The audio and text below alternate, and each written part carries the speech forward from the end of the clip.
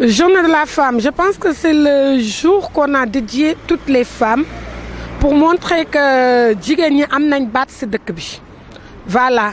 Donc c'est-à-dire tout ce que un homme peut faire, une femme peut le faire. Là où l'homme peut être, une femme peut être là-bas. Pour moi, journée de la femme, loolu la daal. Pour moi, la journée de la femme représente beaucoup pour la femme africaine. C'est l'occasion de nous faire connaître, nous les femmes africaines, de nous faire... c'est notre journée, de parler, de discuter.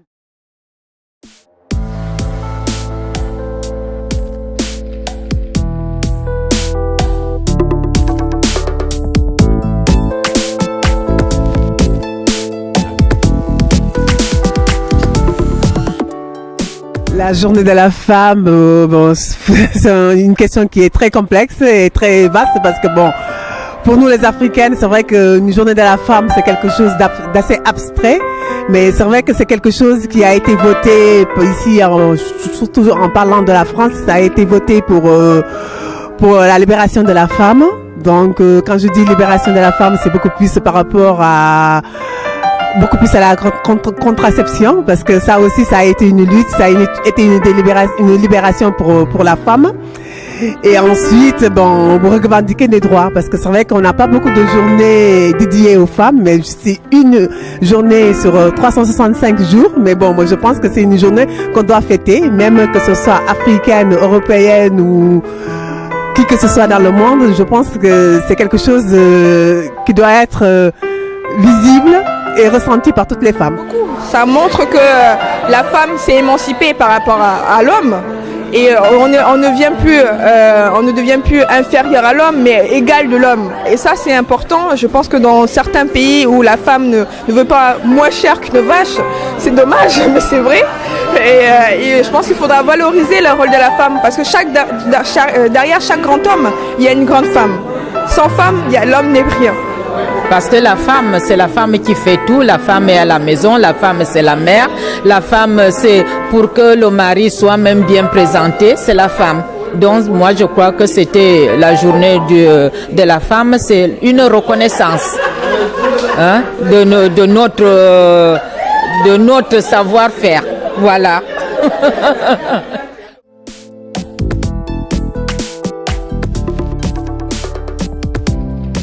Pour moi, le mariage mixte, c'est l'engagement de deux personnes de pays différents, c'est-à-dire européens, noirs ou même chez nous en Afrique, deux personnes qui ne parlent pas le même dialecte.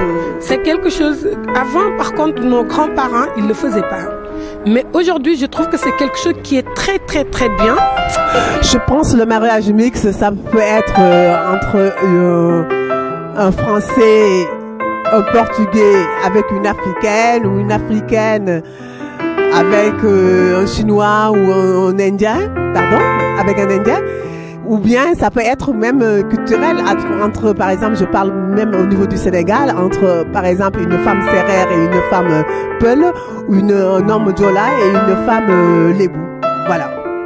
Donc ça fait juste un genre de métissage, quoi. Donc quand je parle de métissage, c'est pas par rapport à la couleur de la peau, mais je pense que c'est ce métissage culturel.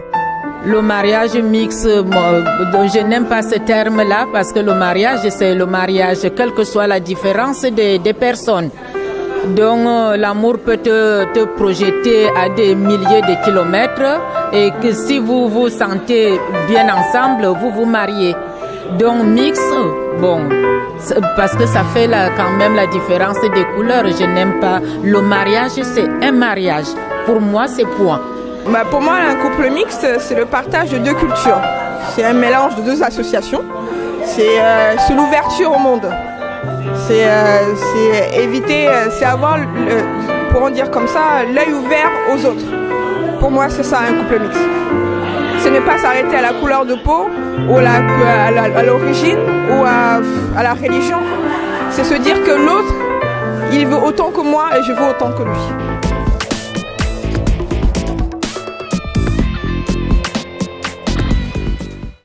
Le regard que les autres femmes portent sur nous, des fois sont bienveillants, des fois malveillants, ça dépend. Moi, personnellement, je parle de moi-même, j'ai aucun regard sur eux. Parce que tant qu'ils sont heureux dans leur couple et ils se sentent bien dans leur couple, pour moi, il n'y a pas de problème, il n'y a pas de souci. Parce qu'aujourd'hui, on peut se voir, par exemple, 2 Sérères qui se marient, ou 2 Olof, ou 2 Lébou qui se marient, et il y a tout le temps des problèmes, qui ne s'entendent pas, qui finissent par divorcer. Que mon mari, il a vécu 20 ans au Cameroun. Lui-même se sentait même déjà plus camerounais que français. Donc, avoir cette vision, non. Donc on s'aimait jusqu'à la fin, c'était mon mari, c'était tout.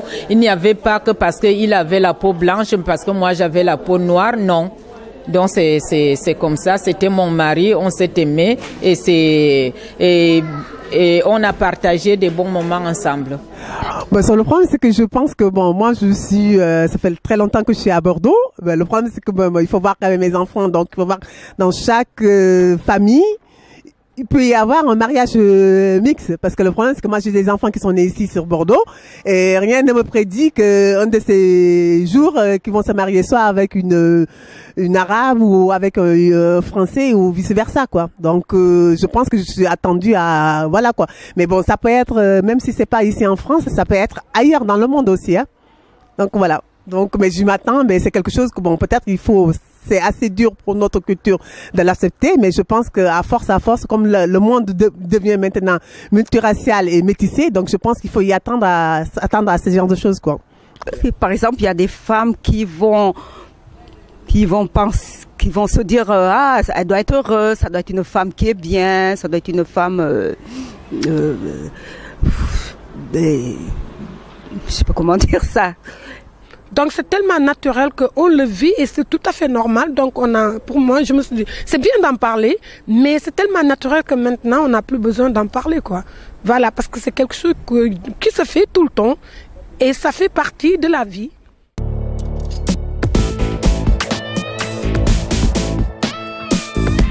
Vivre ensemble, c'est partager les cultures aussi. Essayer d'apprendre de l'autre ce que on n'a pas et de partager tout ensemble. Pour moi, c'est comme ça. C'est pas toujours évident parce que moi-même je vis avec un Européen, c'est pas très évident. Il faut avoir beaucoup de patience, être très, comment dire ça, d'être compatible, d'être patiente. On n'a pas du tout la même, on voit pas les choses de la même façon. Lui là, il voit, heureusement qu'on n'a pas d'enfants parce que je sais que, par exemple, si on avait eu des enfants, on n'enlèverait pas les enfants de la même façon. Lui, il voit pas vraiment les choses de la même façon. Pourtant, c'est un monsieur qui va en Afrique souvent, mais... Vivre ensemble peut être des fois un peu compliqué, mais je pense que si chacun met 50% de sa volonté à faire fonctionner le couple, ça peut très bien marcher. Et c'est aussi le besoin de connaître l'autre. Donc, si un homme a besoin d'avoir une femme à côté, donc une femme a besoin d'avoir un homme, peu importe la culture, peu importe l'origine. Et je pense que ça permet aussi, moi étant camerounaise, mon mari étant français, lui, il m'apprend certaines choses que je ne connais pas sur la France et moi, je lui apprends ma culture, d'où je viens, qui je suis.